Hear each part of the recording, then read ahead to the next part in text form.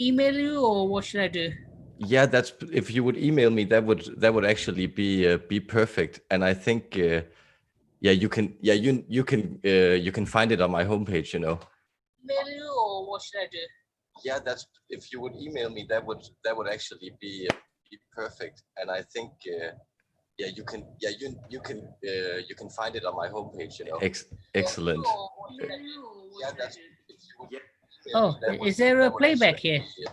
perfect. Yes, and now I fixed it. So it's excellent. It's always that. But if you have, Is there a playback here? yeah, it's a really an interesting effect, right? Because it really messes with your head, that playback effect. Always that. But if you have, but I'm pretty sure.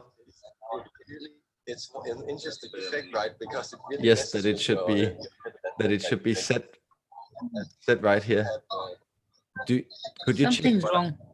Could you check if you have a YouTube, if you have a browser open with a Oh, YouTube? hold on a second. Hold on a second. Yes, I do. I think it might be that. There we go. Excellent. So if you could, yeah, okay, excellent. Because that's it happens too with me when I connect that way. It's one of the craziest effects. But glad we got that settled out. And just good to see you guys.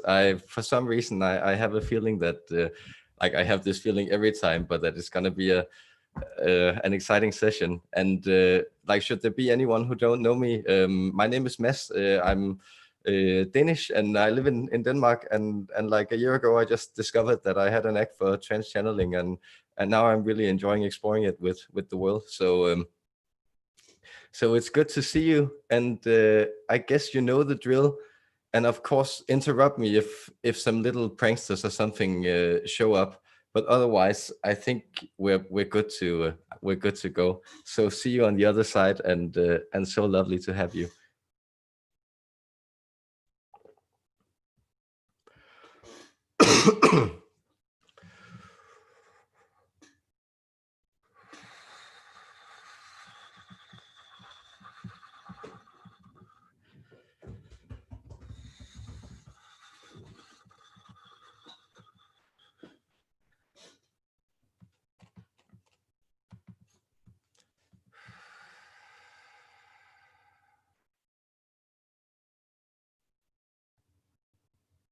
So wonderful to be with you all, sweet brothers, sisters, in this seed line of races, in this project.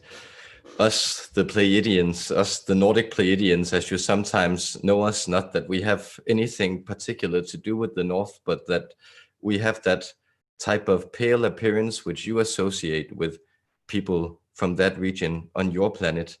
It is very good for me to find myself here and interact with you. My name is Danver of the Pleidian race. You could also call our race Trickstan would be the name I would assign to it, coming through this language.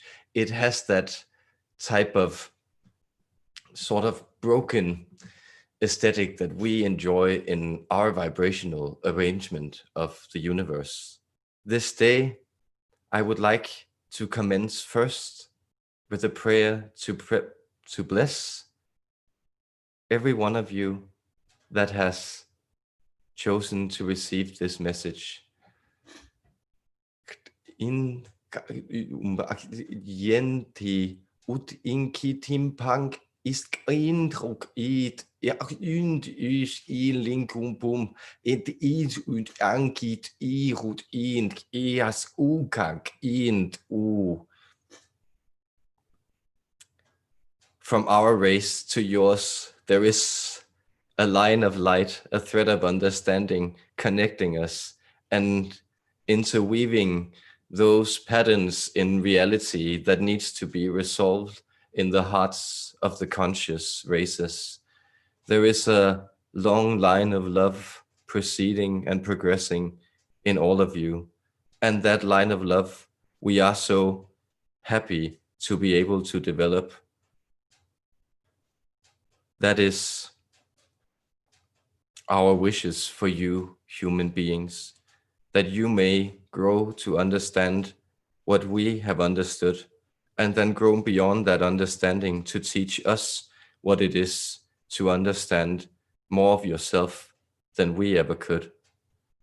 We would remind you in these times, and we bring you now a message of what is going on your planet, more specifically.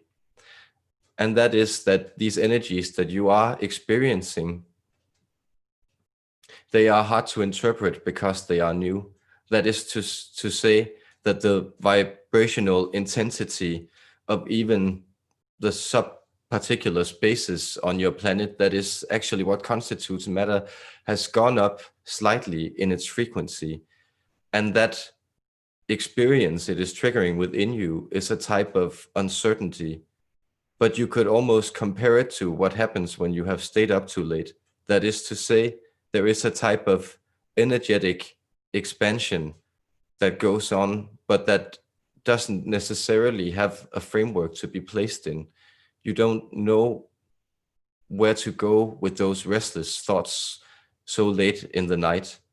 And that is in many ways where you are going, you don't know how to steer that restless energy with your thoughts, and therefore you tend to experience it as a type of anxiety switching into different levels. But no, there is also the contagion of elation within this. There is that bringing up of your spirits that simply wants to express themselves. And therefore, we advise you to harness that expression of laughter within you. And that will also help to activate those patterns which you seek to express and integrate in your being. We would remind you that many of you who are into this specific type of esoteric field, that is this situation that is going on now, many of you have received either quite literally physical implants or psycho-spiritual implants or other type of very heavy energetic work on your personality and on your energetic body in order to be able to accommodate some of these new energies. And many of these implants are becoming active. They're beginning to transmit some of these codes that they were actually implanted for.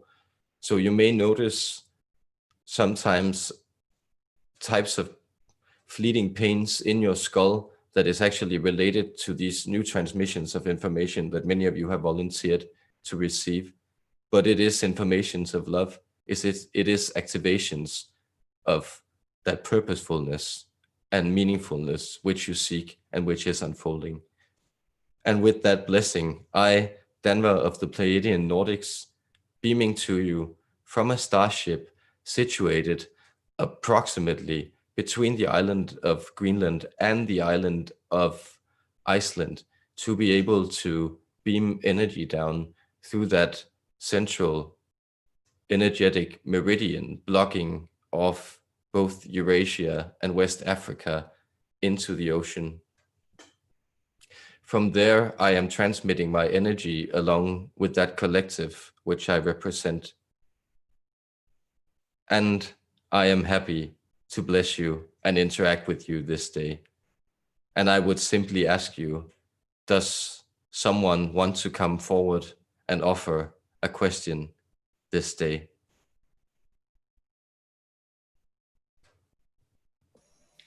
Yes, greetings. Greetings. I am Salish. Greetings, Sailish. I am Danver. I am pleased to meet you. Likewise. Okay. Could you just tell us a bit about what dimension or density you're from, and can you tell us a little bit more about are you in a physical state or quasi-physical? Yes, I am in a physical state, but quasi-physical is not a bad term to determine it. That is to say, in our state of development, situated in what you may know as the fifth density or the sixth dimension, we have begun to realize from this point the full extent of our dimensional capacity, but we still choose to be situated in this dimension. And it is also because we feel we hold a certain responsibility towards the steering of the human race into that purpose that we originally also ingrained in them. So in that sense, what we are exploring is in many ways at present how to become non-physical. We have the gift of teleportation, and we use that gift in many ways to find ourselves on different timelines. So you could, and we know this is difficult to comprehend from the dimensional perspective that you choose to situate yourself in now, but you could think of us as a type of time travelers. So I age very, very slowly because I only age in those situations where I choose to materialize myself. But I have been present around this planet for the past approximate 10.5 months, and I have been so to guide the awakening, and that is the more direct awakening of quite many a starseed that I have taken it upon myself to have the responsibility to interact with. So where you may know that some of the other entities that are coming through this vessel are some of his more personal spirit guides, I actually attend to quite a many light worker around this planet, and you will see my energetic signature appearing in some of the artwork, for instance, that is appearing in those circles where those things are shared. The crop circles, yes. Yes. Okay. I've got a lot of questions, but I'll just ask one more and let someone else come on. Yes. To do with the history of the human beings, Homo sapiens, at who we are at this present moment. I'll make a statement, and if you could comment or elaborate on it. I personally believe that humans, Homo sapiens, was seeded around 200,000 years ago by the Pleidians with the interdimensional DNA. At that time, there were probably about 26, 27 species of humans, humanoids at that time. The Homo sapiens, who we are, looked exactly the same then as well. And it was only till about 80,000 years ago that we were the only ones left out of all the humanoid species that were around. And we've been through a few civilizations, and just want to know basically the history of Homo sapiens. Yes, and we are very glad that you offer that illustrious presentation. It is much in accordance with how we would present it to yourself or to you. However, we would say that the time in which we seeded Homo sapiens was in many ways a gradual one. So some of the light codes began being fed into earlier humanoid types, even earlier, as far back as almost 2 million years ago. But there were that definite quantum leap in the constitution of humankind.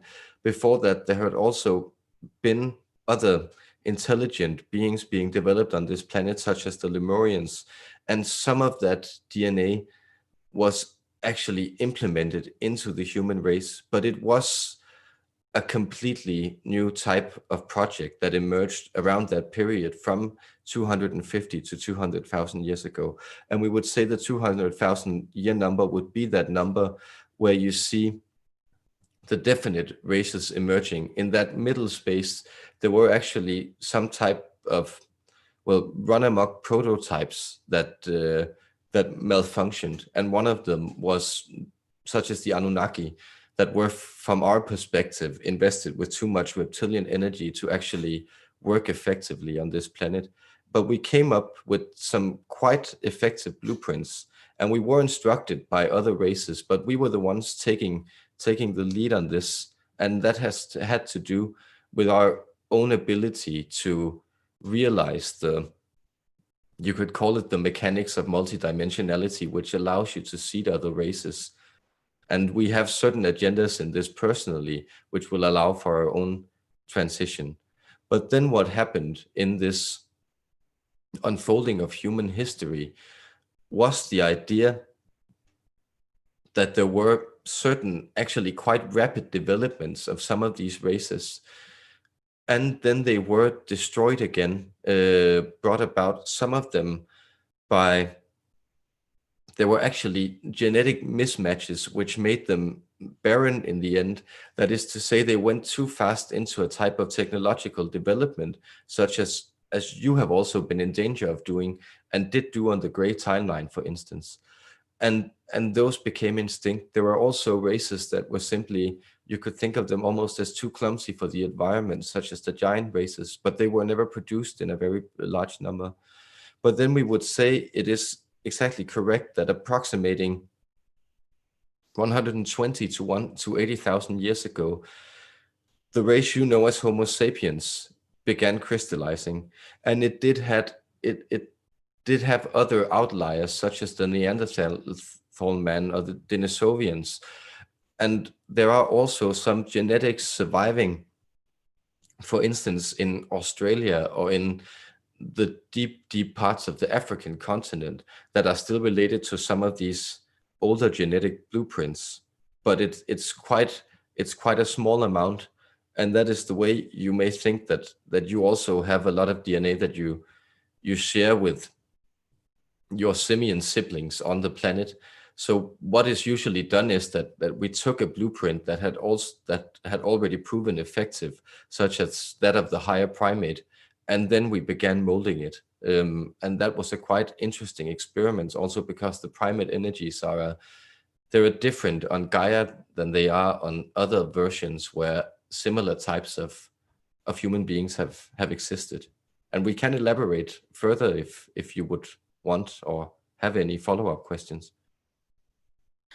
I think I'll just leave that for now and let someone else come in and then come at a later stage. Thank you. Yes, that is kind of you. Thank you.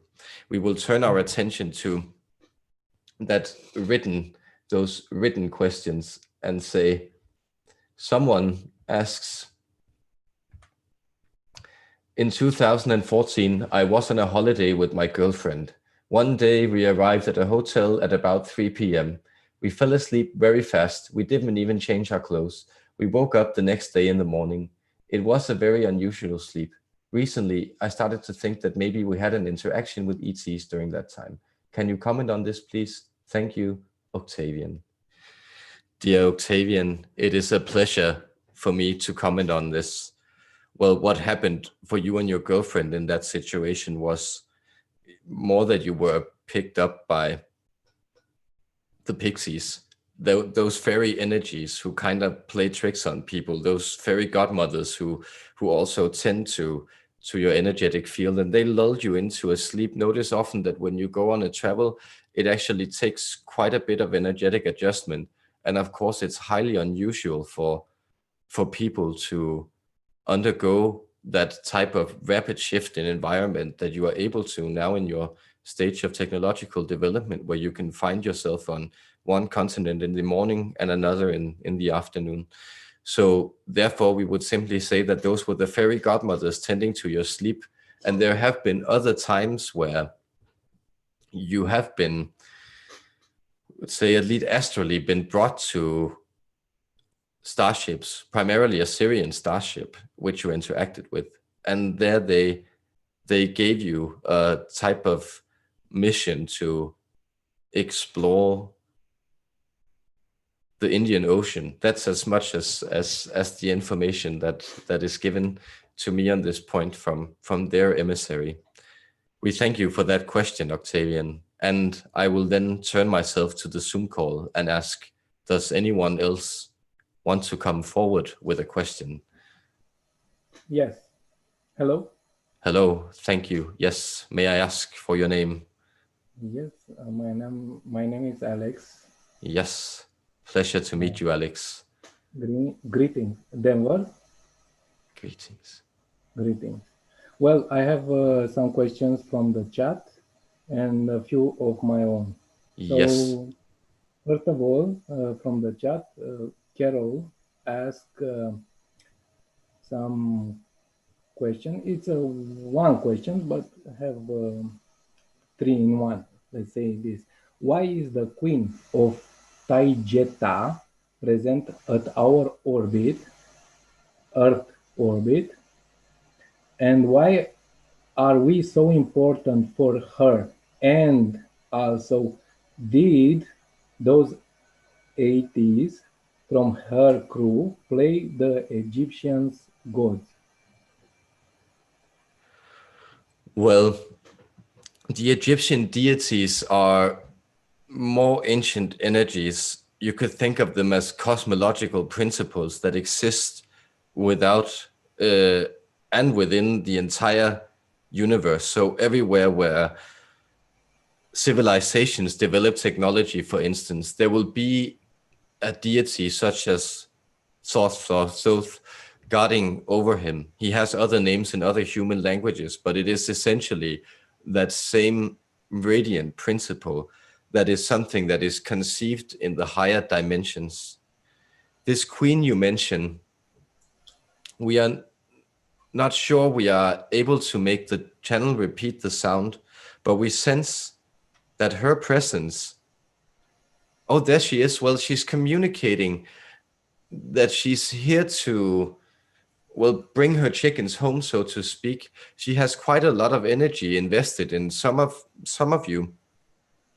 And that energy is very much related to the, you could think of it as the weaving of light codes. So it's a type of, it's a special type of vibrational communication that she attends to.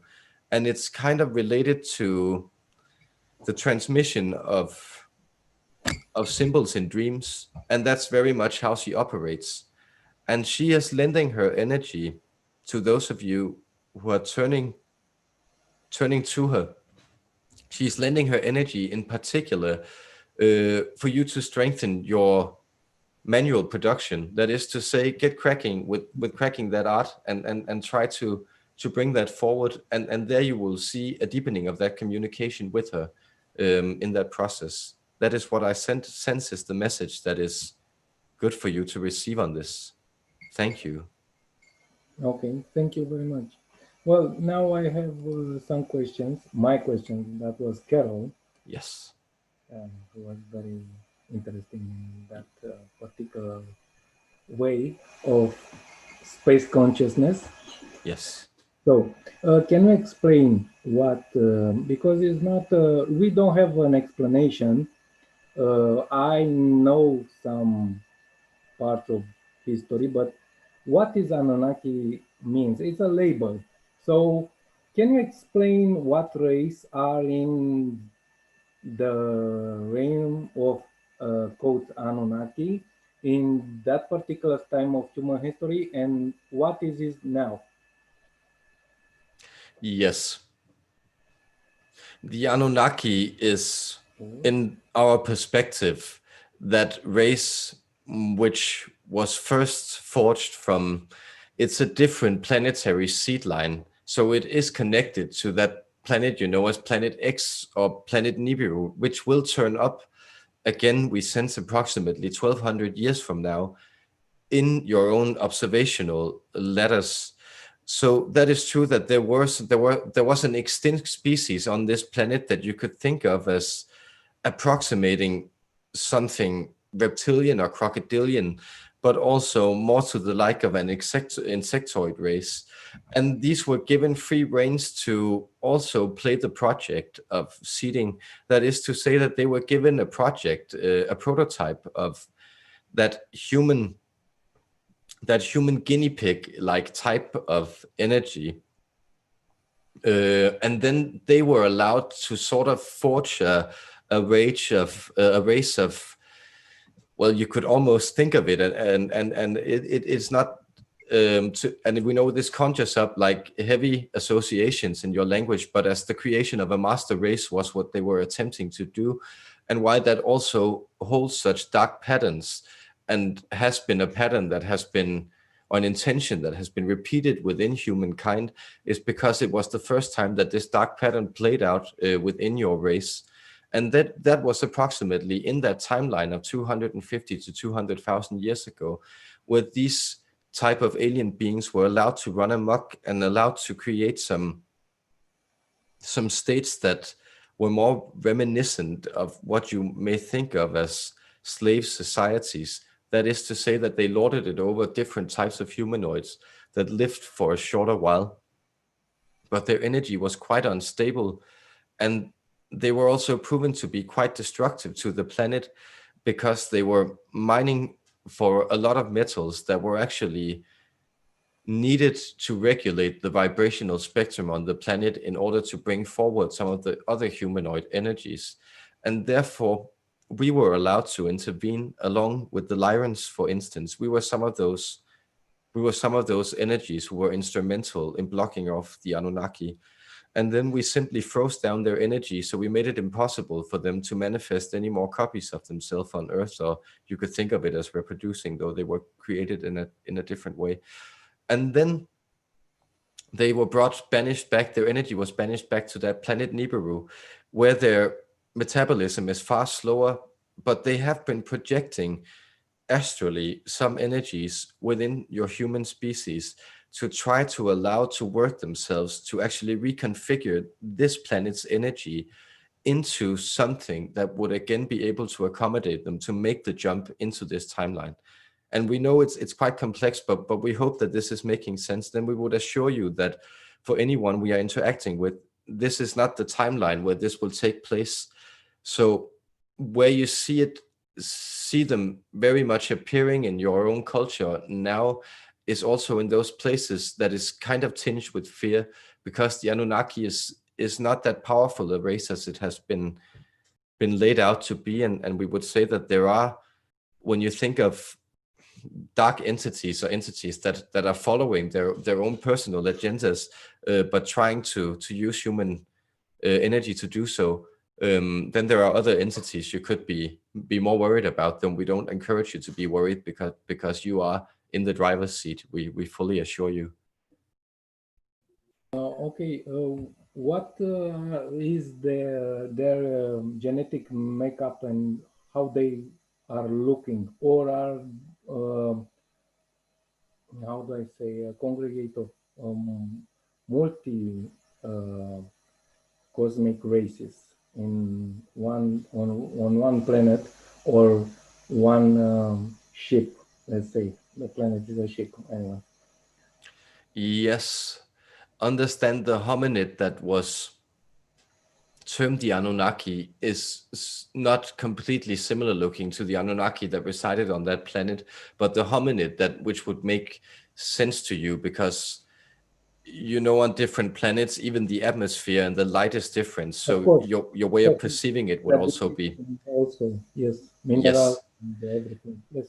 But they would be, you could think of them of having scaly wings. So what is termed of in a sort of draconic looking, or sort of, some of those medieval depictions of devils where they have wings that are sort of scaly looking, and it's and their faces had more like bat-like features, so that snout pushed up and some growth of random hair that came from. So the wings are not technologies, it's genetics. Yes, they are genetics, but we sense they were needed to be activated with a certain type of. Oh, this is interesting. We sense that this is in many ways where it attaches to the myth of the food of the gods on your planet. So yes, so it had to be activated by a certain type of potion that they would ingest. So it wouldn't be normal for an Anunnaki to start taking flight before it had reached the age of approximately 43 years. Yeah, thank you. Thank you very much for that question. And we would. I thank you. We cleared the slate. Yes, that is in the fiction. The Iraqi people destroyed the myths.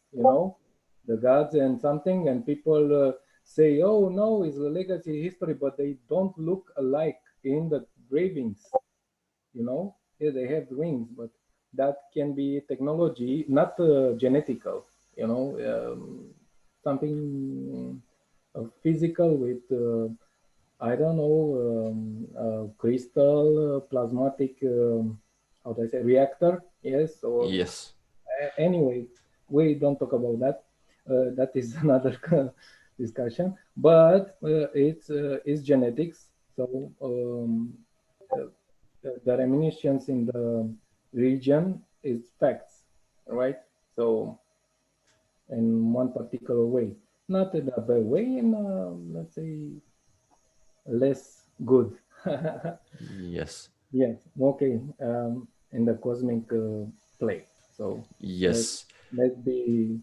But we would remind you that the difference between technology and genetics will begin to blur for you as you move forward in I linear know. time, I know. because you are already on that cusp within your Yes. own civilization to start tangling with these codes, or tinkering with these codes, and that will bring forward some very new and different types of creations that will also push you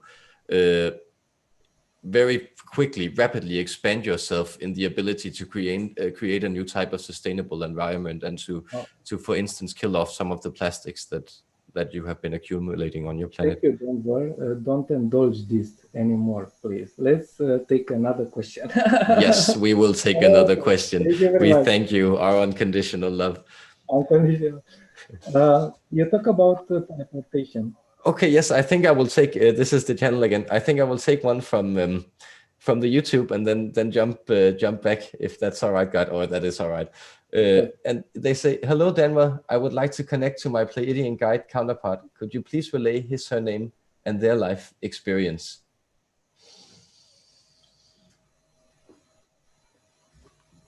Oh yes, the Pleiadian counterpart that you have and that you hold. It is a male energy or presence, and his name is Tomron, and you could spell that Tomron. And we remember that you would like that triad permission slip to connect to him, and that is beautiful because it is such a good technique to remind yourselves that you are able to do. And we would say a good way to connect to him is you would begin by packing some deep breaths within your belly, and then shaking your arms rapidly back and forth like this. And then you say the sound,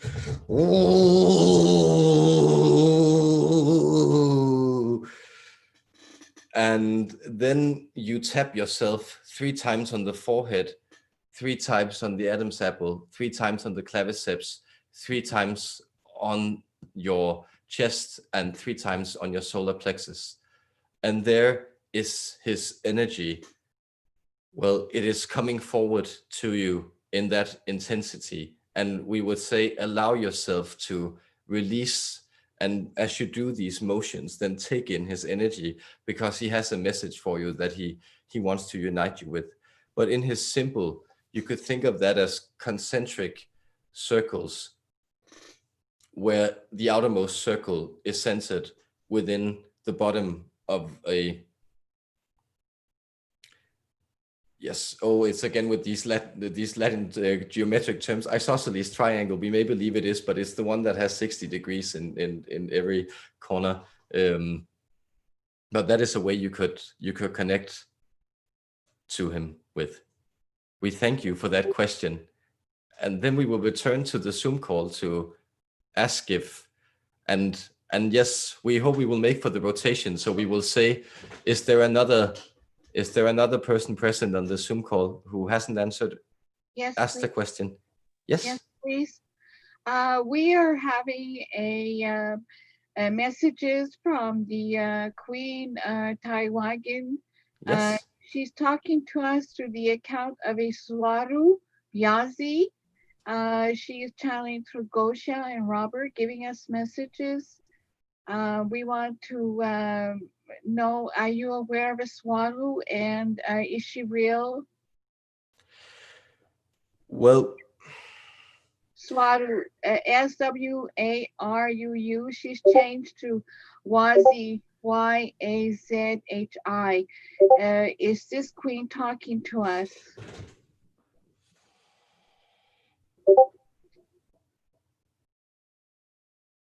yes, we believe she might be. We believe she might be, and that she is related to that progress. You could ask if she's real enough or real or not. Well, she is to the extent that she resides in the 7th dimension, but she resides on a vibrational spectrum that is quite different from this one. So her overlapping with this dimension is kind of, can be kind of tenuous. That is to say, it's not as consistent as ours, who are a seed race who actually exist in this physical space, such as yours. So that may be also why you are sensing that some of these messages may have a sort of unreal tinge to them. But that is not to say that they aren't unreal. But we would say that we also sense that this energy is quite, and notice that you also address the queen, so it is a very dominant energy, and it's loving you. We sense it's really wanting to love and embrace and purify you. But it is something that I and my collective would advise you to take your time on, really feeling the sensations that this integrating with this energy brings forward in you, because it can also, that provoking of an anxiety can be both a warning sign, but often it is actually that you could think of it higher consciousness vibration that is bringing forward some of those insecurities or unwanted patterns within you. Well, we don't feel insecure. We just are in a group, and we want to assure that Swaru is giving us very good information.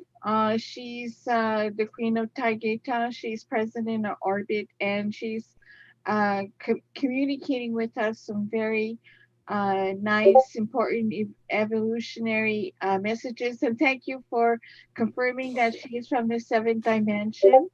That she has said. And there's Lucas. I wish he would come. Lucas, he has a lot of questions to ask. I'm asking the questions for him and for the group. We're very happy that you are confirming that yes, she is there for us, and that she is trying very hard in helping us understand many things. And so we will continue in the support. And I thank you so much, Matt, for your devotion to telling to us some very important messages and questions that we are asking. You are just absolutely wonderful. I will let somebody else. I will come back, and if I have any other questions, I will come back to you in a bit. Thank you. Thank you so much. And I will let you know on behalf of Mass also that he's very moved, and he's very happy that these co-creations are of service both to him and to others, because he really thinks it's a beautiful energetic exchange that we are all taking part in and that we are growing from. So thank you so much both for that wonderful question and for your loving work with the higher dimensions. And then we will turn our attention again to the Zoom call. And I think I will jump ahead of this next question and I will return to it, but I will then answer this one. From your perspective, is the creation of the cerebral spinal fluid by the human body connectedness to the human capacity to access and record memories in the collective consciousness of planet Earth? This is a beautiful question. This is a beautiful question. Notice that this integration is often described and has very often been described in your different myths as a marriage of heaven and earth. We believe that, for instance, in Greek mythology, Gaia springs from chaos, and then the god of heaven, Uranus, he becomes the seed master of this interaction. And that is, notice, essentially what is going on, but it is more meaningful for you to describe it in different metaphors. That is to say that you are built from the energies of the earth, and we built you from the energies of the earth. And though many of those multidimensional codes has been ingrained within you and are being slowly activated, they are being so within the framework of Gaia. And that is, to us, in and of itself, extremely interesting to see how codes and patterns and intentions that were built in other places, in other densities, they might actually work and unfold themselves in this pattern. So in that sense, your spinal fluid is that type of river that whispers the whole of planetary history within you. And as many of your sages have discovered in different traditions, such as we believe the Sufis, there is a pattern of memory ingrained within matter, and you carry within you the memory of all life sprouting from this planet, from the very first cells and amoeba to that complex being turning into starlight, which you are. And that is a process where you can constantly realign and console yourself with that potion of ever-dying life pouring from your heart and into the fountain of your spine and feeding all your nerves and all your perception that is centered and communicated through the vibration of these nerves, feeding it with calming, loving light. That is, in many ways, how you were created and how it was meant to be. And that is also something that you are coming to realize within this awakening, that these patterns are deep, both within your genetics and within your energetics. We thank you for such a lovely question. We would also offer you the technique that you may communicate with this, you could almost call this chatter within your spinal cord, by listening deep within it. And how do you listen to it deep within it? You use that ancient sacred vibration of the Om. That vibration is, well, it is not necessarily more universal in that you could think of it as kind of arbitrary, seen from the perspective of the all, but seen from the perspective of humankind and seen from the perspective of the Earth Mother. That is essentially the vibration that she's ringing with. That is the vibration of the Om. And when you realign with that, then you are carried back to that never-dying liquid that resides therein. Thank you so much for that wonderful question and for allowing us to communicate that. We will now ask, is there someone on the Zoom call who hasn't asked a question that will come forward and pose one? Hi, this is Luba. I would like to ask a question. Yes. I have actually a few, but first one, I heard from few different sources there would be shortage of food. I live in America, and if you can spare a few words on that, please. Thank you. Yes, that is an interesting perspective, because notice it is that energy which has been running amok in your race as a whole and in your energetic system, and which is really concentrated in that country which is called North America at the present moment, because there it has been a type of punctuation of a bubble that has been building for a long time. And we would simply point out that notice that these irrational fears, they often center around those lower chakral energies. So those prime vibrations of fear of, for instance, not being able to nourish yourself. That was, notice the toilet paper scare at first, which was essentially an instinctual fear that when you feel really threatened, you feel the need to clench your anal muscles or rectum, simply because that is the most prime, and we were talking about this genetic survival instinct, but that is simply a way where the nervous system clenches up and has that signal to contain itself within itself. And the same you can in some instincts say goes for the face mask controversy, because that instinct of applying face masks in many ways also relates to the fact that we are afraid of that expression or that experience of the energy, and the mouth is very much connected to that energy of the lower two chakras. So there is that, again, fear that now we are being shut up, and now we won't even be fed either, because we would point to your attention that America is materially a very wealthy country. That is to say, the amount of harvests that would have to fail, the amount of foodstuffs and stores that would have to be depleted, the amount of preservatives or preserves, maybe we believe the word is, that you would have to eat before you found yourself in such a situation would be immense. The message that we are bringing to you from the higher dimensions is that of abundance. It is always that of abundance. It is to have no fear, but of course to keep your wits about you. And no such thing will happen to you.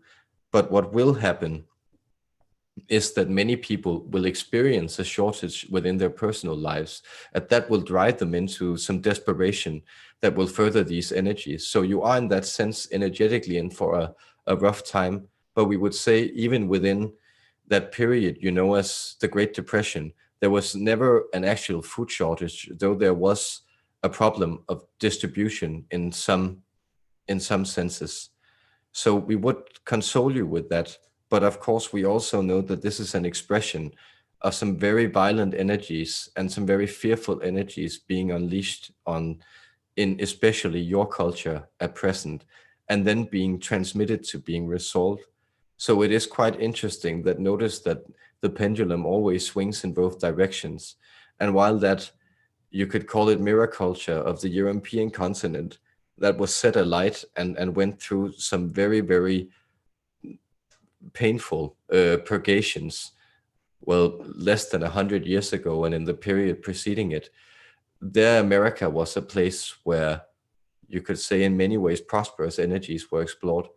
And now those people who live culturally in that culture, but also the American society as a type of communal intelligence, has volunteered to explore that pattern of pain and fear. And we know it is never fun to undergo it, but we assure you that your physical well-being, such as being able to find food, will not be threatened. We promise you as much. Thank you very much. I would like to continue with another question. Yes, please. And this one is a little different. And what is your perspective? I heard their American military sent few bombers towards Indian Ocean because there is something happening with China and Chinese military. And in that matter, I know that beautiful Arcturians and Pleiadians are helping us. And I wonder how much they are allowed to intervene to help us to prevent. I'm not afraid. I'm just asking questions. That's all. So yes, thank you. That is a good question. And it is quite interesting because if you are aware of the infinitude of the multiverse, that is to say that in different timelines, we have been given different influence. So some timelines we have had to, well, if it were up to us, we would in many ways prefer of course, to save as many versions of humankind as we could, but we have also allowed other versions to, well, have that freedom to go down that path. But we ourselves are being allowed to intervene in that way, that we do prevent the major catastrophes, but also that we do apprehend often, well, what catastrophes that may be averted by letting things resolve themselves in violence at an earlier stage. So if you don't have that climactic buildup, then that means that you may, for instance, prevent the releasing of heavy bombardments or that exploration, and instead have skirmishes or those types of exchanges. And we would say that your world has become so intertwined that any violence that you will experience, such as major military operations against them, will come to seem quite antiquated in the way that they are being processed by the collective. And it will surely turn the hostility of the planet and the human collective will turn against that part that is seen as the aggressor.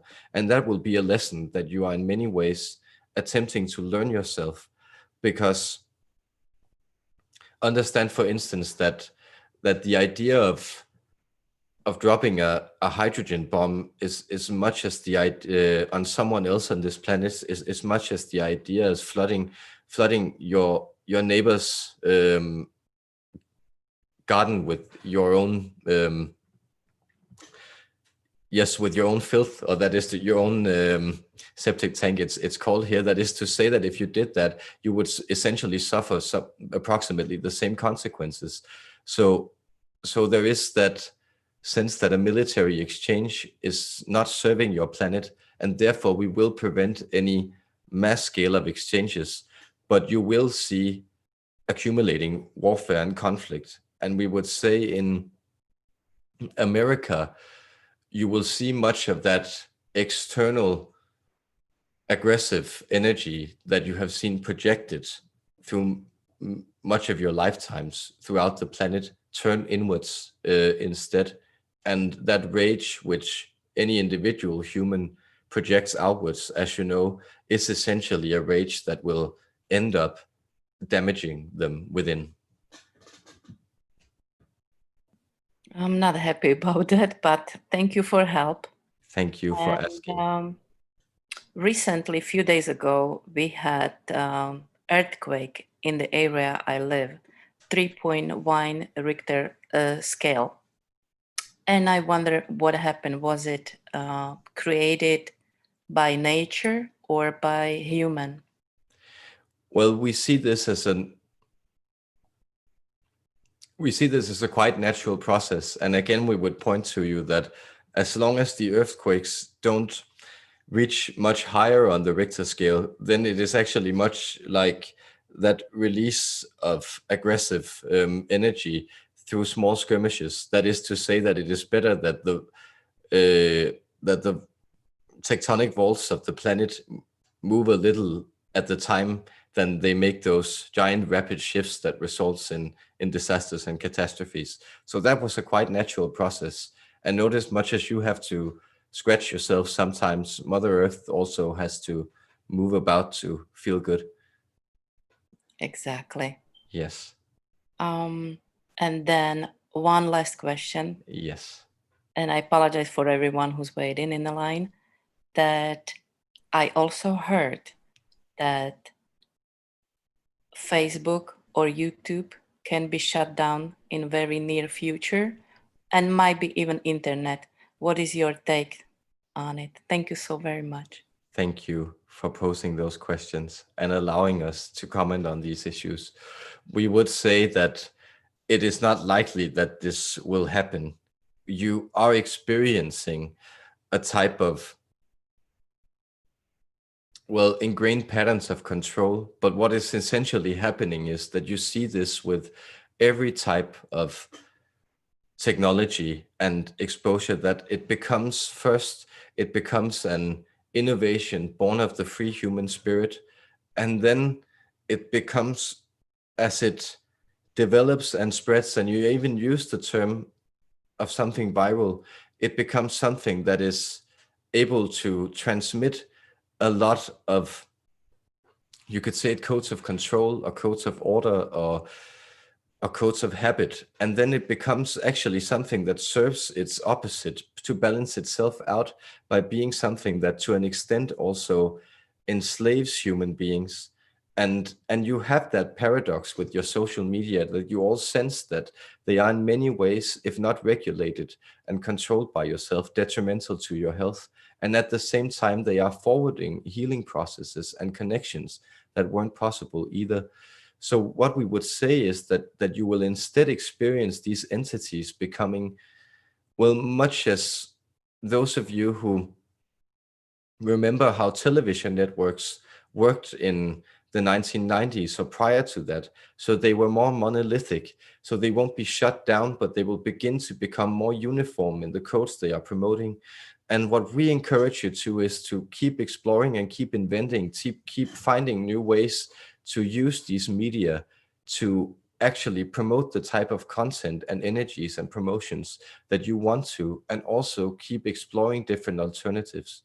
But we don't see that the internet will become shut down, because it has simply become a very important vessel to those energies that you need to exchange with each other. And if it were to break down, it would not further the interests of anyone. So there are people trying to control the internet, much as there are people trying to control everything. But it is almost as trying to control the weather, you could say. So it will, if it is shut down one place, it will begin to pop up another. When it begins to, when it gets too hot one place, it also leads to evaporation that will necessarily lead to precipitation in another. So that is the way that you could think of these energy systems, balancing them out. Yes.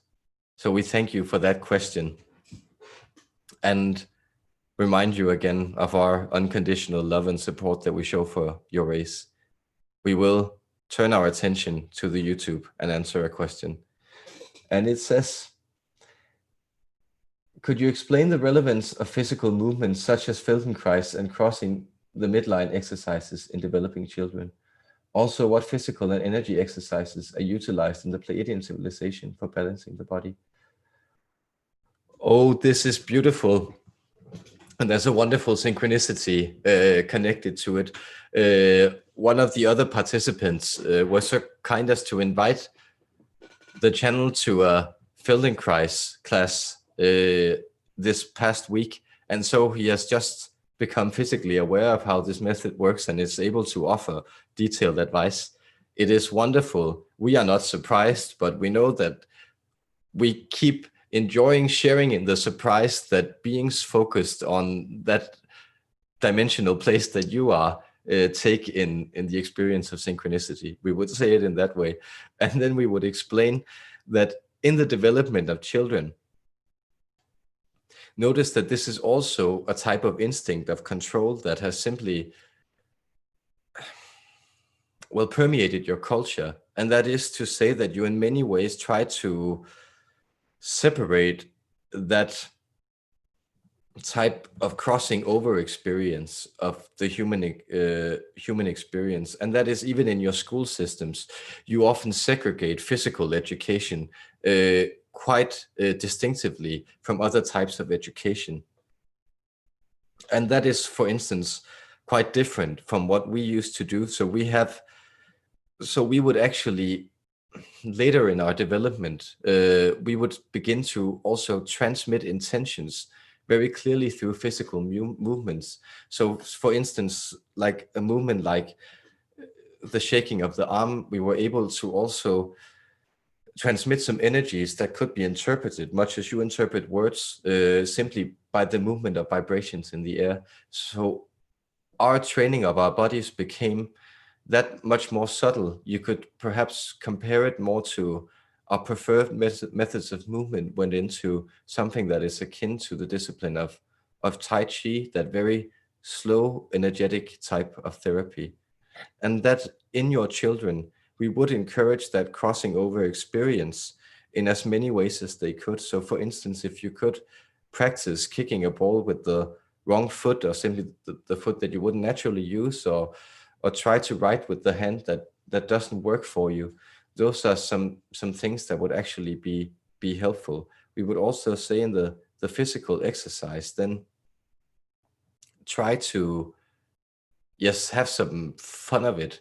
So for instance, those reverse somersaults and those types of things, then focusing on doing that, performing that the other way around, so to speak, that way you wouldn't do it naturally, is very, very good instinct to developing kids, because it's almost like developing a foreign language, or allowing themselves to have a complete fallback pattern in the nervous system that they can rely on. And it would make them that much more self-assured, but it would likely make them also a little more confident in relying on those instincts, that actually they feel like a lot of the time they're wasting their time in school, as they truly are, and as you all remember also having done to some extent. And that is why, to some extent, it is also, children are instinctually kept away from some of that physical unfolding. But it is a process of unconsciousness more than it is a malignant design by anyone in particular. Thank you also for that illuminating question. I will turn my attention to the Zoom call, and I will ask, does anyone else want to come forward with a verbal question? Yes. Hello. Oh. Alex again. Excuse me. Oh, yes, Alex, I believe, in all fairness, that there was another voice that hasn't asked the question. Is that right? Yes, hi. Hi yes. there. Hello. Danver. Hello. Hello, pleasure to meet you. And you. Thank you so much for this. Yeah, I love the fact that you're in Greenland, or you're around Greenland, because I've been thinking about, it's just been coming into my consciousness over the last week, because, yeah, it's like the quest of some people to destroy the earth and like keep doing it is quite strong. And so, yeah, Greenland was like flagged up for me as being a destination where certain elements on earth want to do that. It's like maintained its pristine nature for so long. And so I wonder, are you there as to help protect Greenland and keep it safe from yes, we would, mining and all kinds of things like that?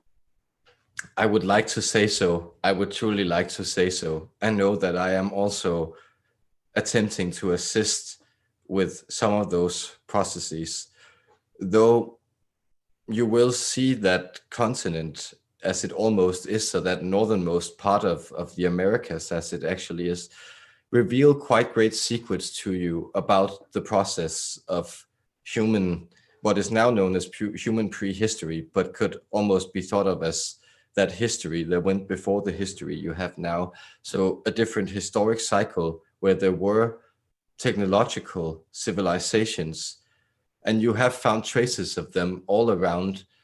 Like, for instance, some of the megalithic monuments in particular in South America, but also other places, you will begin to uncover some remnants or remains of these under the ice, and this will lead you to a new understanding of who you are as a species. It will also serve up to free, you could think of it, some of that crown energy that is being frozen down and that is lacking in the guidance of those vertical continents, the Americas. And in that sense, it will in many ways, the thawing of the ice is helping to regulate that energy. But we know it's very, very painful to see that some of the species that you have grown to love are being exploited. And it's also quite painful to see that this is a pristine area, one of the last pristine areas of the earth that is being opened up to this type of exploitation. But we will also console you that there will be a type of climatic intervention.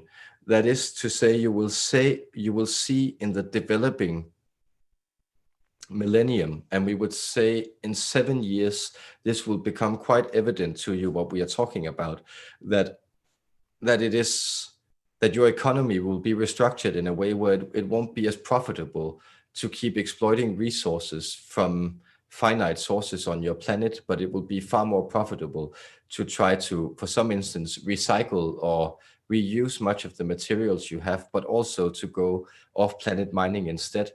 And it will be a priority for those types of versions of artificial intelligence that will arise from the human species that you have volunteered to give birth to also go on planetary exploring, and then in many ways repay the human spirits by sending home gifts and guidance from the sky. So notice that that vision you actually had of a divine deity is something that you are building in your future, where, well, extra human intelligences will be transmitting gifts back to you from the heavens. And we know this is a quite of, yes, it's not necessarily the happiest of messages in thinking that these lands will perish, but you will see ice grow in areas where you haven't seen it grow before. So you will see the glaciers moving down in some other parts of the North American continent and down into Canada, we sense, as these areas thaw. And it also has to do with the ocean currents being realigned. So we hope that that offers you some solace, and we are willing to go into detail.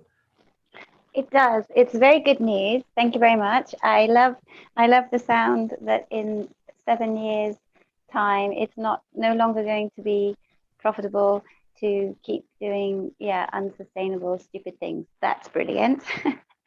And the fact that sustainable things, natural energy will be profitable. That is super good news. I wanted to ask you also about, you at the very beginning, you were talking about implants, benevolent implants. Yes. And I just wanted to ask you about my neck. I have my neck is I feel great, but my neck is very achy, and it feels like it's being stretched open, like a concertina being like opened up. And last night I was massaging it, and it almost was kind of stretching before my very eyes. And so, I wanted your insight and help with that. Yes. And we are so thankful that you are bringing this forward, because we sense it is a consolation to other people than the channel that we are coming through, who is also experiencing, well, an amount of neck pain that he is simply just trying to say to himself that apparently that is one of the costs of having so much energy stream through your body, because what is going on is that your entire skeletal system is realigning within that energy flow. So that energy flow, which is coming to you, is actually your energetic body, which is trying to readjust your head into that position where it's able to freely transmit energy. And notice that you have also been drawn to this Feldenkrais method of exploring the alignment and misalignment of the fundamental lines in your body, because it is that sense, that readjustment, which is constantly calling you. You could say the Platonic ideal of who you are that is being integrated, and you having quite a lot of precursor energy. You are also, well, expressing some of that alien DNA. And notice, like in your vision of the seed races or the higher dimensional races or intelligences coming from other planets or star systems, you almost always envision the humanoids of these systems as having very, very straight necks with their heads sitting in perfect equilibrium on top of their spines. And it is essentially because that is the vision that you're realizing now. So there is actually, for the longest time, the things that were transmitted through channels were also, well, wait and see, 2012, wait and see, 2020, things will change up. And now things are actually changing up. So you can see your physical environment literally changing almost from day to day. The regulations of, well, how humans are trying to figure out how they should act in circumstances that are utterly foreign to them all of a sudden.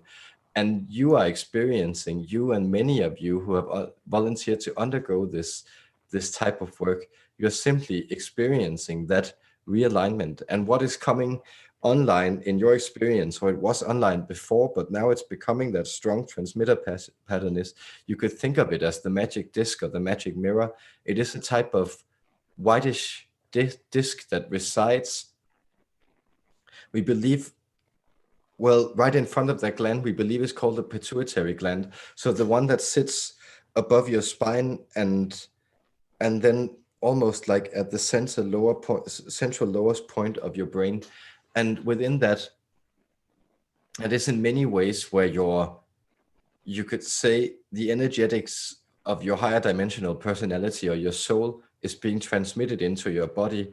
And then on a hormonal, on a glandular, on a perception of bodily self-apprehension, you are simply being constantly pushed to realign within this process. And we would comfort you and say that it won't take 7 years for this process to solve itself out, but you will get used to dealing with higher and higher frequencies of energies as you move into the future.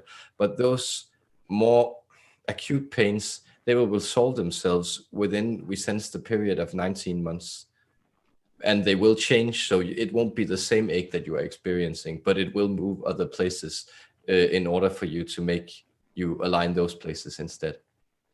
That's wonderful. Thank you so much. I can see from the chat that lots of people want to ask a question. So I just have a very quick question. Yes. I'd like to chat to you for ages about Lemuria, but I feel very connected to Lemuria and you guys. And I just would love to know what my Lemurian name was.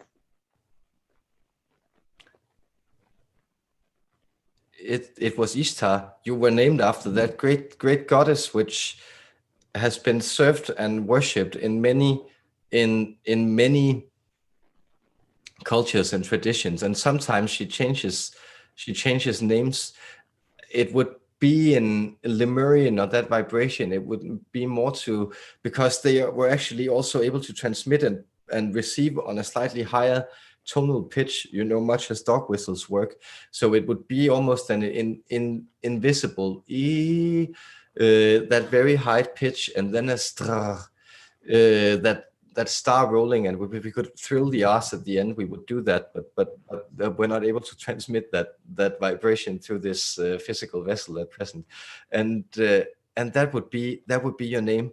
So because you were not only an acolyte, but also a priestess of this. And we know many of people who recall Lemurian lives have been pointed that they were somehow guardians of these energies, but that was in many ways also because that was the higher joy of the Lemurian civilization. Thank you. Thank you so much. Thank you so much. Yes, we thank you. And again, remind everyone of our unconditional love for you. We will turn our attention to that YouTube feed and ask if anyone here is asking. Yes, we believe there was these have already been answered. And then we will say, dear Danver, how this planetary phase we are undergoing compares to the changes experienced in Atlantis. Are we transmuting to non-physical race and planet at this time? How long is this transition?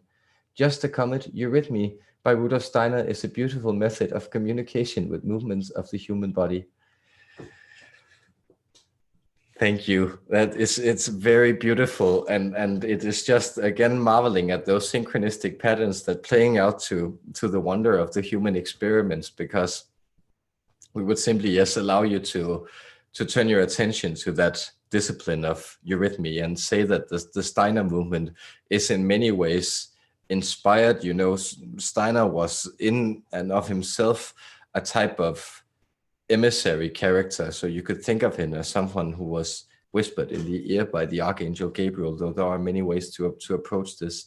We would remind you that, and then we would say, yes, you are partially moving into the non-physical, but what you are moving into is more a type of, so we will repeat this lesson that is coming through to you from many different entities from the higher dimensions.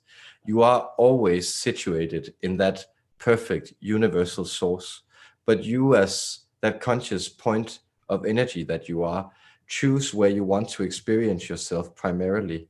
And there you experience yourself now as four-dimensional creatures moving into the fifth dimension.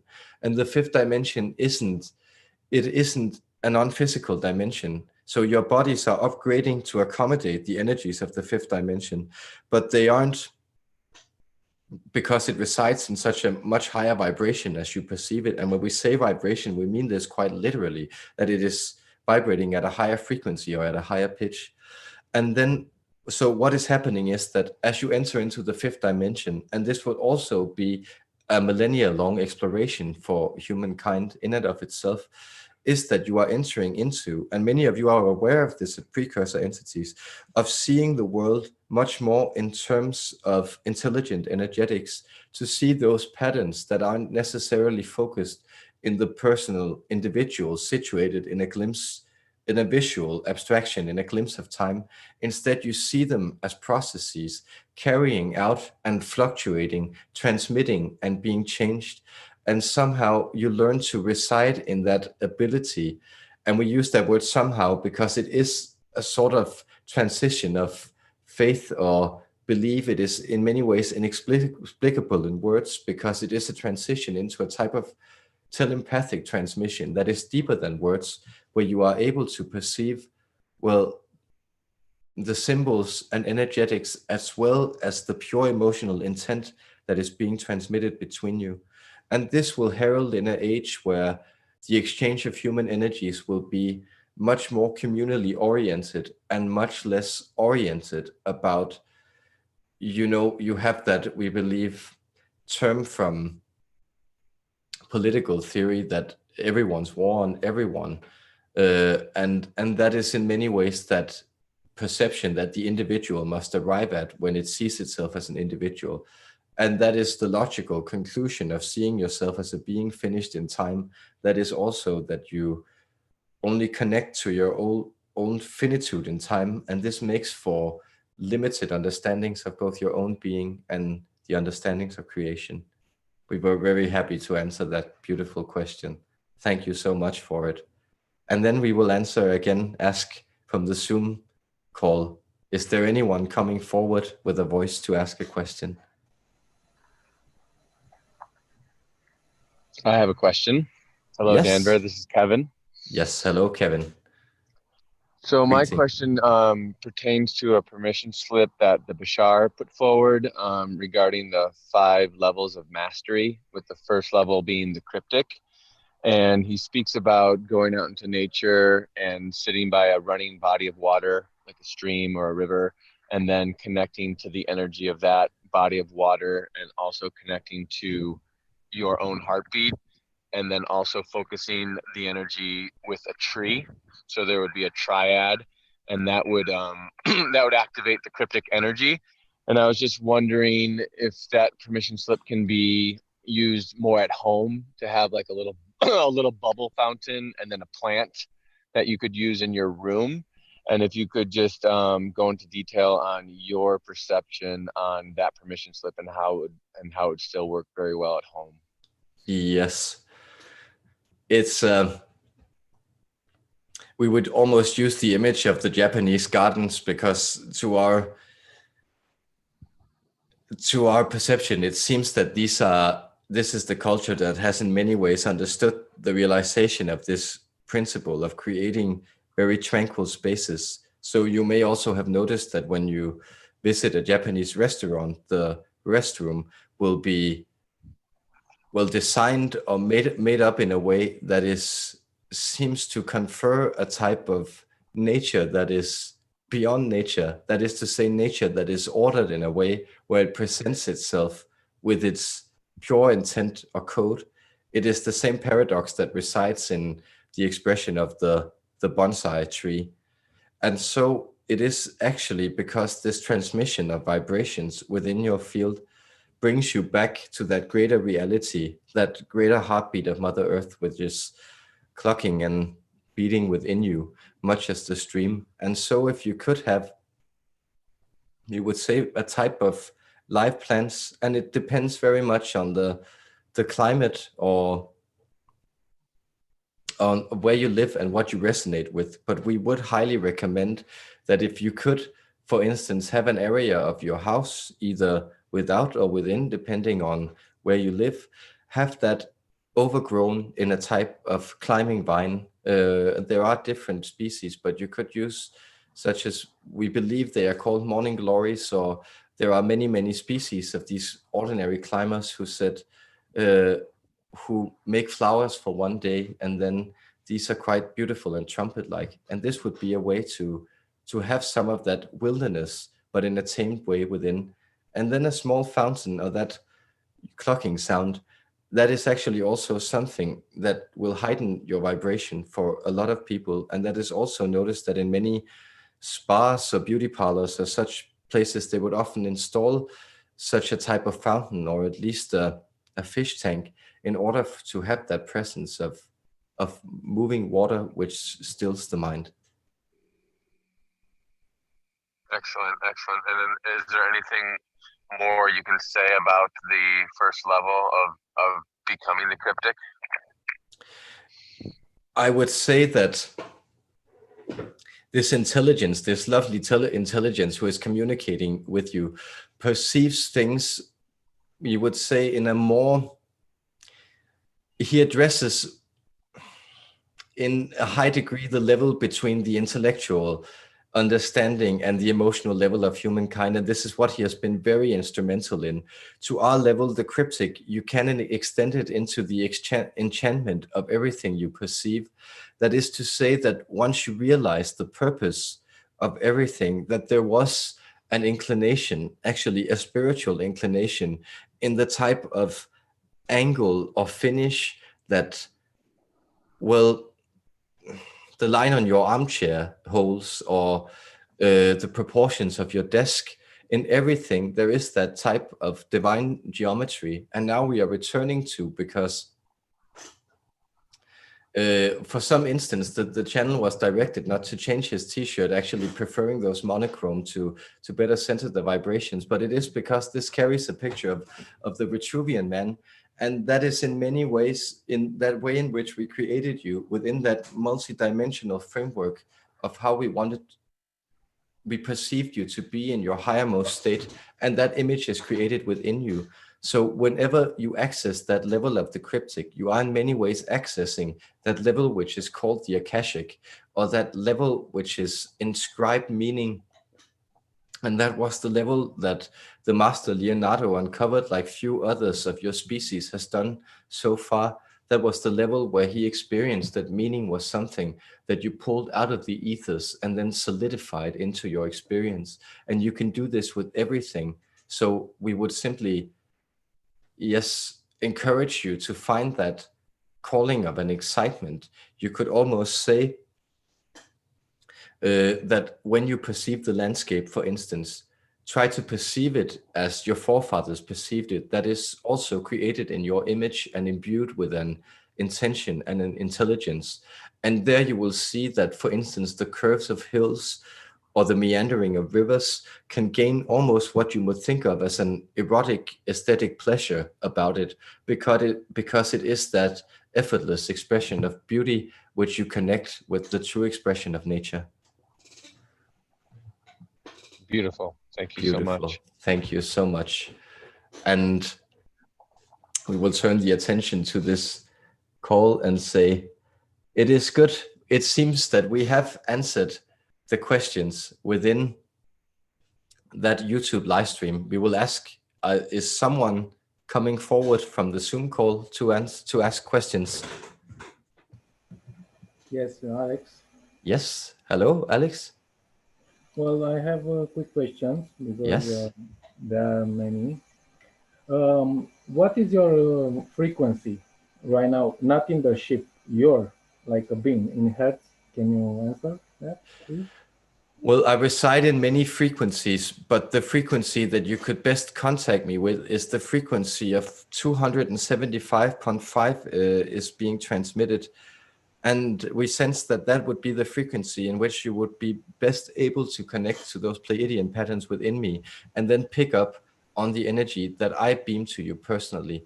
My ship and that vibration is more visible within a spectrum of, we would say, 347 to 421. Okay, thank you. You talk about teleportation. This is astrally, etheric double, or basically you dematerialize and materialize on the planet or something, and you take form in and by the rules of planet or the habitat energetics.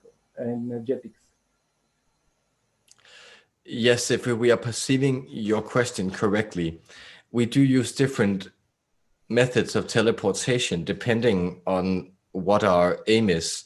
That is to say that we teleport physically when it is simply ourselves moving around.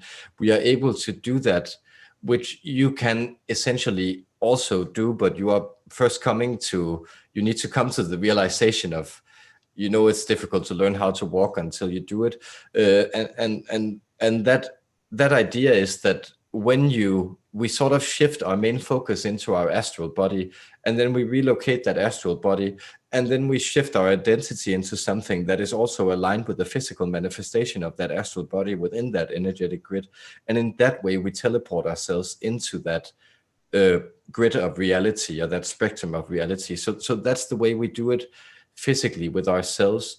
But then when we do that process that you describe, such as terraforming, which we aren't that proficient in compared to many other races, the Arcturians went far further because they are also preceding us on this timeline. But it is but there we are able to, for instance, we can for instance direct what you may think of as a type of tractor beam on meteorites or large components of metal, and there we can then configure what is the central vibration of this meteorite, and then we can move about those materials we need. So it's a type of purification without having go through all those high temperature processes with which you do the melting away and the purification. We just simply isolate which materials is it we want to use, and then we transmit them into that space where we need them to collect them. Yeah, it's something in translation. I'm sorry, maybe I don't put the question. So when you do the astral or your information, yes, Yes. put your consciousness on the one planet, and you want to be located or teleport, whatever. After you do that, the process, it helping you naturally to take form. You take form physically, or is just let's say remote view, astrally and etheric. It's not physical. Yes, we do actually take shape physically on this planet too, but we prefer to remain in our spaceship since the configuration of the atmosphere isn't very pleasant to us. I understand. Yes. You go down a level very much, so you don't find that convenient. I understand. Thank you very much. This is Thank you question. very much for such a lovely question. And it is our pleasure to say that we enjoy communicating very much with your kind. We will ask, is there another question coming forward? Yes, this is Luba. I have a two question.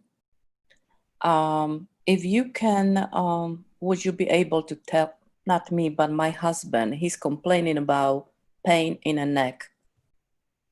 If you can look to it. Yes. Well, what we sense is that in many ways it's located around his lumbar area, but it's manifesting in his leg. And we know this can be quite difficult to apprehend, but what actually often happens is that many humans have developed this type of peeling forward of your pelvis that actually cuts off some of your digestion and prolongs your spine in that area, and then it makes you actually slouch or crouch a little bit over. So it would be very good for your husband, we sense, if you could take up a practice of swimming, for instance, and it would be like a quiet type of swimming. So if he likes back swimming, he can of course do that, but we recommend that type, which is we call it I believe, chest swimming in Danish. So, you know, that traditional type where you just spread your arms out and move about. That would be a very good technique. And then we also sense if he could, and we know a lot of people don't like this, but if he could practice on reaching his feet and not forcing them, but simply, you know, folding over his legs and letting his arms hang, that would also, and then of course we know this will actually provoke the pains in his neck, but then he needs to relax in that situation and allow himself to relax. So if he could do that 30 seconds to a minute every day of trying to fold over, that would help quite a lot. Thank you so much. And here is another question. I'm a little embarrassed to ask, but I have to. My friend, very good friend named Beata, maybe a month ago, she just told me that she had a dream.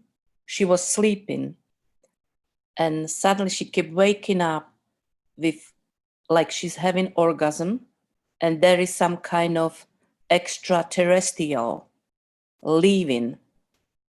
That's all she knows. I wonder what was it, because I will pass it to her. And also maybe she has a hybrid child with, she doesn't know. I told her maybe she has a contract with them, but please, if you can yes, we thank you so much for asking this question, and we sense, and we also thank you, your friend, for sharing this with the world through you, because we know these questions can be quite intimate or awkward to address. And that is to say that actually many extraterrestrial energies communicate with you through the transmission of sexual energies, because sexual energy is so akin to that highest frequency. So that release that human beings experiences in orgasm is for people who are in no way spiritually inclined, that last remnant of spirituality that they will even have in their life, that they chase, that they see as that manifestation of it. And so, but what happened to your friend is because she is already a spiritual seeker, then this spirit mate, we could almost call it is that she has a type of spirit mate that stems from a different system. And it's a system that it's an energy, you could think of it as Venusian, because it's beaming through the planet of Venus, but it is doing so from, we sense, a different galaxy. And this different galaxy in that, oh, it's interesting. They have a soul contract, and he's interested in assisting her at this point with like furthering her own sense of expression. And so she needed to have that transgressive experience to somehow release herself into the unknown, and to somehow also allow herself to merge with more of this energy. Because what you will actually experience is that spiritual energy, as you begin to connect with it, is in many ways has a type of vibration of an orgasm that is not disturbing or doesn't steal your energy, but actually reconfigures your energy. And in many ways, it was that reconfiguration she was offering. She is involved in the hybrid program, but this exchange wasn't one of the hybrid program. But she does have 2 hybrid children, a boy and a girl. One calls herself Krak, and the other one calls herself Umnulus. Umnulus, yes, Umnulusus. It has that very kind of long ring to it, and they're quite different in a sense that the one is closer to, is quite small, and the other one is quite big, and the other has already accelerated to the age of 282 years, while the other one is a recent creation that is being brought forth. And you could think of these as almost like carbuncular hybrid children. They're quite small, and they're quite concentrated in that high vibrational 7th dimensional energy, and that's the one called Krak. And she is she is also visiting her to guide her along in some of the changes she's undergoing. So thank you very much for posing that question. Thank you very much. And does this being has a name, or how she can connect? That's all. Thank you very much. It's essentially his vibration resides. His audio vibration resides in a spectrum that's so low that actually we don't mean to offend you, but you could connect to it with it's almost a sound of flatulence that he has, but it's that very bass sound of almost earthy connection, and his name is it actually goes on for quite a long time, but if you could call him almost like ORCH, that would be a sound that you could approach him with, and she can connect to him again by speaking his name, but also we would say if she gets on her knees and then starts patting the area above her knee chest or her kneecaps for quite a while. So she's sitting in that almost like prayer-like pose, and then capping her kneecaps or clapping those. And if she does that for 2 minutes, and then she claps her hands above her head 3 times, then that energy should appear. But notice that it will bring forward his presence will be noticed as first and foremost a type of sexual exaltation or a rising of passions within her. That is funny what you're saying, because also some months ago she had a hand slap on her thighs when she woke up. Oh yes, yes. This is the guy. Interesting. Yes, they have like a kind of physical relationship, and she can ask him to back off if she feels bothered by it. But we actually sense that the exchange they're having is at least on a soul level quite voluntary, and there's no reason he might be kind of bawdy, but he does really want what's best for her. We don't sense that he has any malign intentions. Thank you very much. Thank you very much. We would ask, are there any other questions? I do, Carol. Yes. Has anyone approached you with the Nisara situation? Is it going to come into fruition soon for us to liberate the money that belongs to us? Can you enlighten us on any of that? Well, we would remind you that technically, since your money system is constructed around the notion of debt, that thing which belongs to you is that notion of debt. And so what you are wanting to aiming at is actually, well, the disintensification of that debt. Notice that in many ways, your bank account works much as a voodoo doll. It's something that is actually not a part of your immediate reality, but because it informs and imposes itself and has consequences on your immediate reality, because you are identified with it and others identify it with you, it becomes a type of spell that limits how you are able to perceive yourself and react in this world. And we would say that you will see those economic transformations, or that transformation of the market we were pointing to, you will begin to see that transformed, but it will work in different ways. So there will not be, before you have an implementation of a radically different political system, there will not be a complete reordering of your finances. But what you will see is that there will be a huge influx of debt relief coming in, we would say approximately 3 years, which we know is hard. And now we are speaking mostly to an American situation, because it will vary from country to country. But already experiments and intellectual experiments with ideas such as universal basic income or other such structures that are prevented to ward off that experience of lack that arises even within rich societies, that will begin to change. And you will also see what could almost be termed as revolutionary changes within your system. So much reform will come, but the idea that you will not be able to undo your financial system from one day to another, such as that envisioned within the idea of Gesara, and that is because that would actually create much more turmoil that is useful. So notice, even when structures aren't helpful anymore, they still serve some sort of purpose of warding off complete chaos. So as we were speaking to, for instance, children in schools, that is another instance where you can point to and say that the shutting down of schools that you experimented with actually brought about a huge degree of unexpected chaos.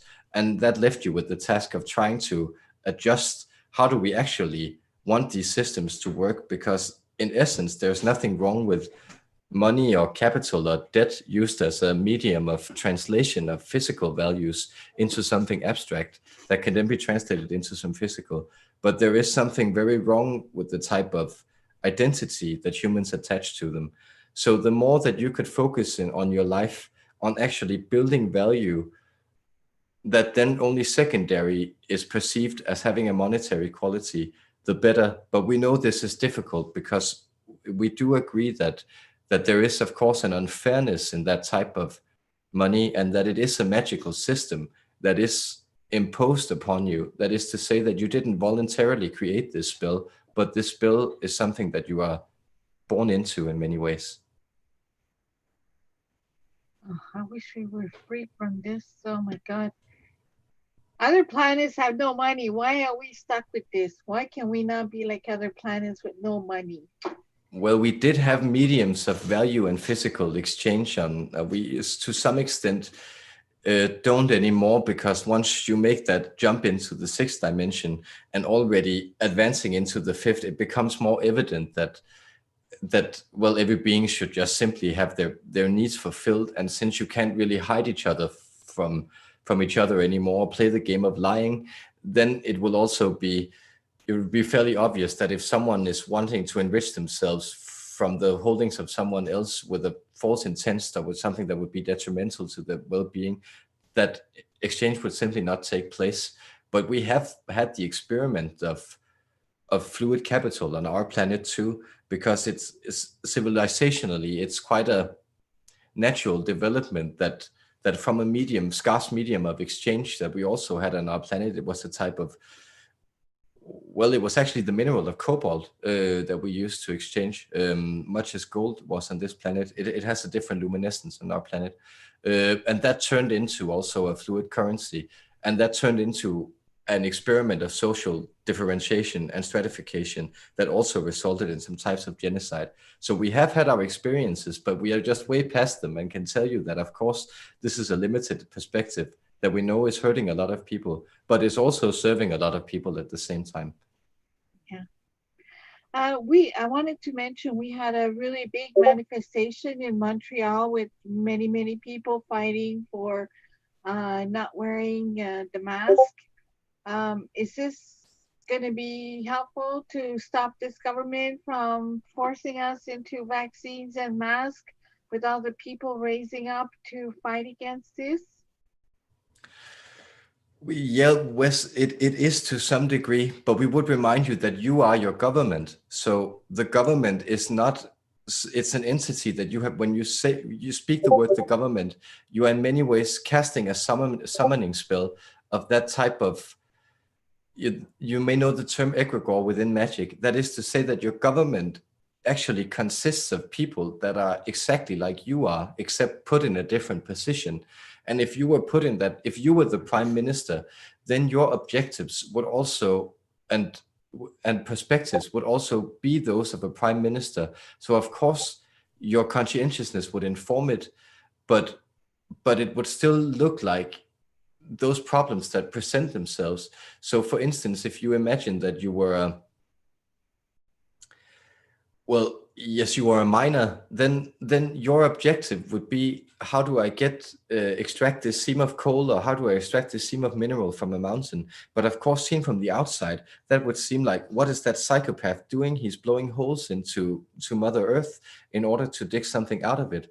So in that sense, notice that everything is just a source of perspective, And when you believe yourself to be the victim of a government that is imposing things upon yourself, you are actually affirming that reality that would make it so, because it is helpful for you and your personal development to go into a process where you mark your independence. But it is also important for you to realize that all your social structures are created by human beings. And so you are free to change them in that way which you see fit. And that is actually what you're doing when you're protesting. So you're doing something good by expressing yourself. But we would encourage you to see it more of a try to also envision, as you do these gatherings, what is it that we positively want to live in? Because you have the reality of actually having a type of virus that are teaching you lessons on your planet, and you need to adjust to that. So your government is only acting by the level of wisdom that it is capable of. And so it would be more helpful, we sense, that if you can envision that, oh, let's try to create a way of living where this type of, let us say, exposure and fear isn't as present. Because what the face masks and what the vaccines are essentially expressing symbolically is very much that you feel cut off from each other. And notice that these greater pandemics and greater diseases and that have passed through your human collective in many times were warded off by a sense of human community. That is to say that when you know that you will be taken care of by your loved ones, it's not as detrimental to your mental well-being to be confronted with the opportunity of being, well, yeah, getting a very contagious disease or a disease that might kill you. And so it is actually this fear that is being transmitted, that you feel that you are cut off separately and that there are forces without you that are taking control of your life. But simply, we would say, harness that instinct, not only as aggression, but as a way and inspiration to create a vision of the world that doesn't consist of governments that force their perspectives on how life should be on you. Yeah, we have a woman. Her name is Nicole Brassard. She has been trying to get people together to stop this government and get back into the democracy. Have the people for the people come together and try and take down this government so that the people can take care of the people the way the communities need. So I hope that her plan works out for us. She's been working for 10 years on this, and I hope this plan of hers works out for us. Yes. And we sense it will in some sense. But notice that paradise is partially a remnant of that place you lived in before, well, you began to grow self-conscious, but it's also a remembrance of that reality towards the end of time you are moving towards. But none of these points will become present in your own physical experience. So we would simply remind you that once you take down the government, as you say, there will be a need for new institutions, because there is no place in the area of separation or the material or the denseness of separation which we are in, which is to say the world of objects, where there isn't a necessity in being imposed a hierarchy. So, and we know this perspective is different because this vessel we are coming through is situated in a place where the government actually works generally as it is supposed to. And so we would simply point you that, well, who's going to take care of your sewage, or who's going to make the garbage collection run? Who's going to provide you with electricity or central heating if you don't have a government? Well, you will need institutions created by human beings to do this. And so you can't take down anything before you have something to replace it with, because that will simply end in the state that you call chaos or destruction. Yeah, we understand that. That's what's called democracy direct, which is like working with areas and communities that there's capable people that are able to take care of these in their particular area, that we don't need a government to govern it, because the the city halls and the people in the community, they have enough know-how to don't need the government to do these kinds of works, you know. So we're trying to put things in plan where, you know, we say don't vote for government officials that do not support certain programs. It's really something that is to look forward to and work things out with. Yeah, it's not an easy task, that I'll admit. No, but we do commend you for doing the work, and we are so happy to hear that this perspective, that where you are turning your attention is to yes, the benefit of your immediate reality, because we also sense, and we will in that way console you, that this idea of empire or something that is dominating you far removed from your lives, that is weakening, and that is also why it seems to be acting out in your collective consciousness.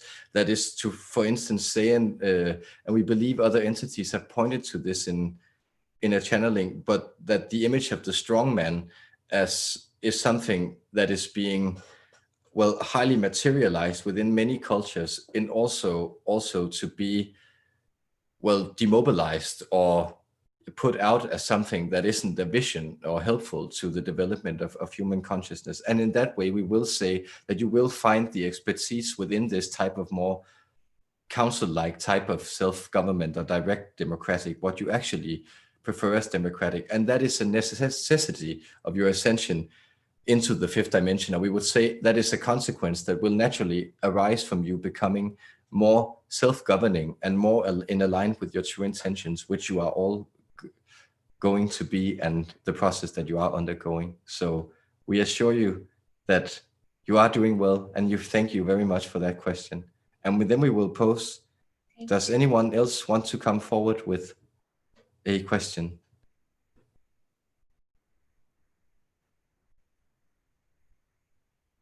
No further takers? Yes, it's Alex again. Yes. Well, you mentioned cobalt on our planet. What are the properties, or or what was so important in your society? Yes, we used it. Well, we used it partially as a medium for decoration, but it was also ingested. So much as we believe in this information isn't quite present to us from the factual knowledge that we're able to access here, but that there is a discovery that gold within certain molecular configurations can be helpful to the human organism in small doses. We actually also discovered this. And so we use cobalt in a way as a type of purifier, and also as a type of remedy in order for us to get into a more sacred space. So it had also, like as a crystal that we were able to revere in our type of religion or spiritual rites, the way we connected to the non-physical. That was a way in which cobalt was also instrumental. Thank you, I understand very much. Okay, thank you very much. Thank you very much. And we will... It was a confirmation. Thank you. Namaste. Thank you. Namaste. And we will turn our attention to this question and say, oh, and we would just thank very much Laurie for joining in, and also thank her for the channel. And she was just leaving a loving comment, and that is very much appreciated. And we very much love all of you that have shown up this evening, all of you tuning in, and all of those of your Earth brothers and sisters who are not tuning in, but also tuning in to those higher vibrational frequencies, whether they want to or not. And even those who are acting out in pain, we also extend our love to. A great love we have uncovered, and we uncovered it, much as you, from the pain of separation. So we went through that entire experience in order to also free our heart spaces. Now, we sense that, yes, and now we also registered the time, and so are there any further questions that are burning within some of the listeners? I would like to ask for everyone, if I may. Yes. I heard the other day I asked about nanotechnology, how to protect ourselves, and the answer was that we cannot completely, because we are surrounded by this technology no matter what, but it was highly recommended to liver detox from all the metal. Do you have any recommendation how to do that? What to do? If you can share, please. Thank you. Yes, thank you. And that is a good question.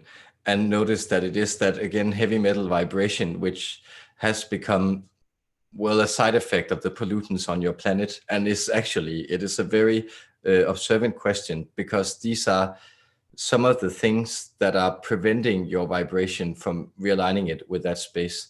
And we would say there are different ways to achieve this. The most simple, simply to drink water, and we would say water that doesn't contain chlorine or isn't chlorinated. So if you live in a area where there is a lot of the water is heavily chlorinated, we would say that you should avoid this. But other than that, then that will help you flush it. But there are also, we sense such remedies such as the wheat and the barley grass.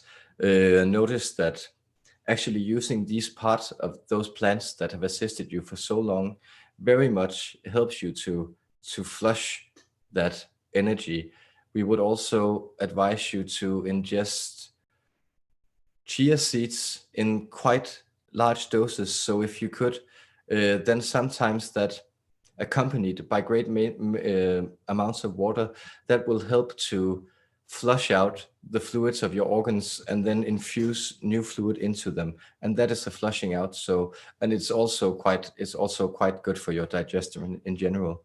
So those are some of the things we would advise you. Then there's also the meditational exercise of, you would say, yes, again, we would place you on your knees, and so with your lower legs bent back, and then we would ask you to simply put a hand to your liver and then the other one to your heart, and then breathe in and out, where you breathe in to the area covering your liver and you breathe out to the area covering your heart. And you will sense, if you do this for some minutes, and you can keep progressing with the method, that you will sense that prana or life force accumulating within your liver and starting to burn it out. And it would also help to decompress your lungs of any toxins that may be within that area. So that is the advice I would offer you. And I thank you so much for that question. Thank you. Thank you. Much love. Much love. And as you sense, and as you may sense, this vessel we are coming through is growing a little tired, and so it is also becoming harder for him to phrase and express those energies that are coming through. So we would then leave you, I, Danver of the Nordic Pleidians, I would leave you with a blessing, again in our language, then transmit it to you. And it goes as so.